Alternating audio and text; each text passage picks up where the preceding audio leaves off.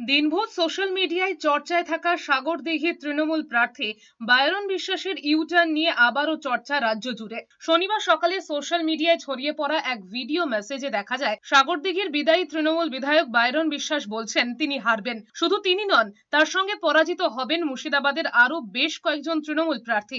ভোটের আর দরকার নেই, বাংলায় বাংলায় আর ভোট। আমি আমার বিধানসভা হারছি, জঙ্গিপুর জাকির সাহেব হারছে, শামসেরগঞ্জ নূর আলম হারছে, ফারাক্কা ওই আমাদের আমিরুল হারছে। রাজ্যের খবর আমি বলতে পারবো না, রাজ্যের খবর আমাদের ক্যামেরা স্ট্রিট জানে, আর সেন্ট্রাল ফোর্স তো ভালো করে জানে। ফেসবুক হোয়াটসঅ্যাপ মারফত সেই ভিডিও মেসেজ ছড়িয়ে পড়তেই বিকেলে তৃণমূলের তরফে ফের পোস্ট করা হয়েছে বায়রনের আর এক ভিডিও।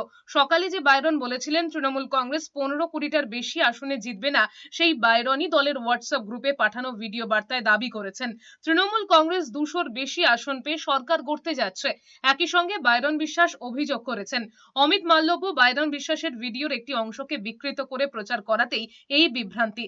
যদিও এস নিউজ কোনো ভিডিওরই সত্যতা যাচাই করেনি। ভয় পেয়ে নয়, অন্যায়ের বিরুদ্ধে আমি লড়েছি, লড়ে যাব, অন্যায় সইব না।